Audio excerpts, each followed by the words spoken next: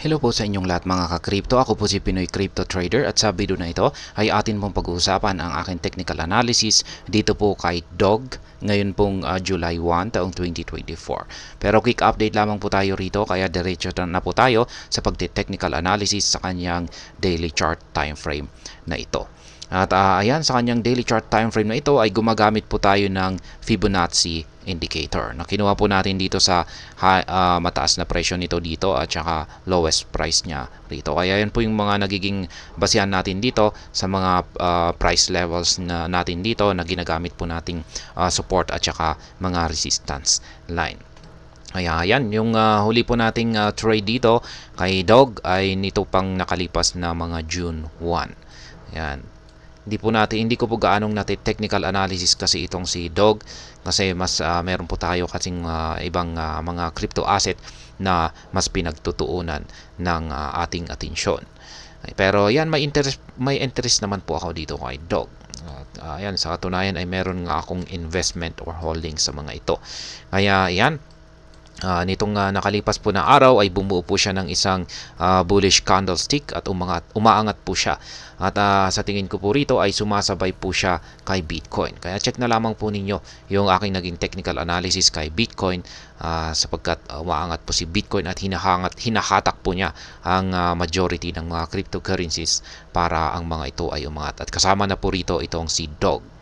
Kaya ayan, mukhang magpapatuloy po ito sa kanyang pag-angat sa presyo at posibleng balikan po niya yung resistance line natin dito na 20 digits 81.20. Ngayon ay nabasag po yung dati pong support line ito, nagsisilbi po itong support line. Nung huling technical analysis natin dito kay DOG ay dito po kasi naglalaro ang kanyang market price. Kaya nagsisilbing mga support line ang mga ito.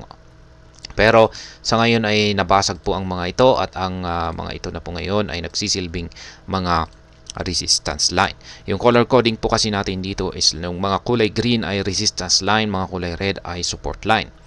At sa kanyang naging pagbagsak, galing po siya rito sa minor resistance line natin dito. Sa kanyang pagbagsak ay umabot po siya hanggang dito sa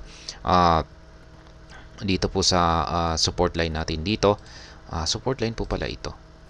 Ayan, hanggang dito sa 20 digits 57.22. Ayan, at na-trigger po yung nakaabang rito na aking buy pending order.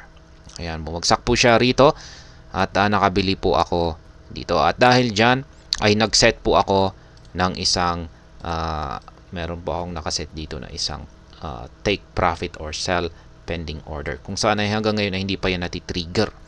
Ngayon ay nitong nakalipas po na June 24 ay nakabili po ako dito sa sunod na support line natin dito na nasa presyong 20 digits 48.67. Kaya triggered po yan. Kaya dahil dyan ay nag-set pa ako ng mga additional ng karagdagang buy pending order dito sa ibaba. At yan, mas maganda pag magsiset po tayo ulit dito. Ayan, mag-set po tayo ng isa pang buy pending order dito. Ayan, sa support line na 20 digits 32.94. Ayan, para may dalawang buy pending order po tayo rito. At ngayon ay yung aking analysis po rito ay mukhang magpapatuloy po sa pag-angat sa presyo itong si DOG.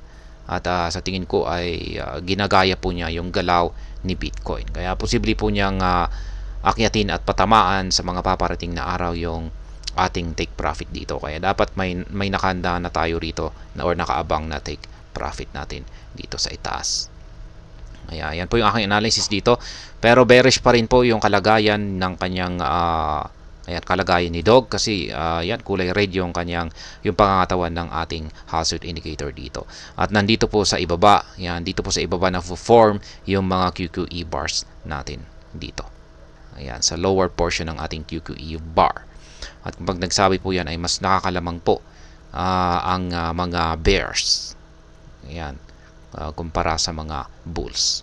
Kaya kung aangat po siya ay malamang ay dahan-dahan po yung kanyang pag-angat.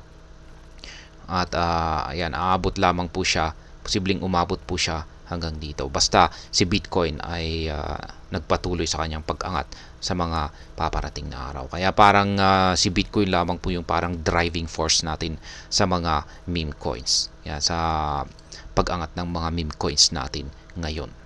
Kaya ganyan po katindi yung impact ng galaw ni Bitcoin sa mga meme coins. At syempre, hindi lamang po sa mga meme coins, maging sa mga altcoins. Pero pagdating po kasi sa mga meme coins ay parang mas matindi. Ayan, mas matindi yung impact as compared sa mga altcoins.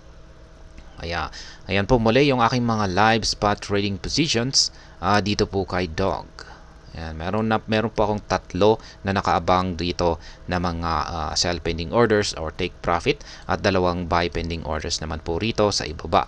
At maaari po ninyong gayahin or kopyahin kung nais po ninyong tularan yung aking simpleng paraan sa pag-trade dito kay Dog. At ayan, sa mga bago lamang dito na nagtatanong kung anong platform na ginagamit ko rito, ay ito po ang Trading View. Ayan, kitang-kita naman po dito. Yung 2 indicators naman po rito ay ang Hall Street Indicator, ito po yung nandito sa chart, at ang QQE Mod Indicator, ito po yung nandito sa ibaba. Check na lamang po ninyo yung link ng description ng video. Check na lang po ninyo yung description ng video na ito, sapagkat nandyan po yung mga link ng mga video na aking ginawa na siyang nagpapaliwanag kung paano gamitin ang 2 indicators natin dito. At ayan po, hanggang dito na lamang po tayo sa video na ito. Sana po ay inyong nagustuhan ang aking paliwanag sa video na ito. Kung inyo po itong nagustuhan ay pakiclick lamang po ang like button nito. Para naman po sa mga bago lamang dito, kayo po ay aking inaanyayahan para mag-subscribe. Pakiclick na rin po ang bell icon nito dahil ito po ang siya magsisilbing notification nito sa mga bago kong videos na akin pong ina-upload sa aking YouTube channel na ito. Marami pong salamat sa panonood. Ingat po tayo lagi at God bless po sa ating lahat.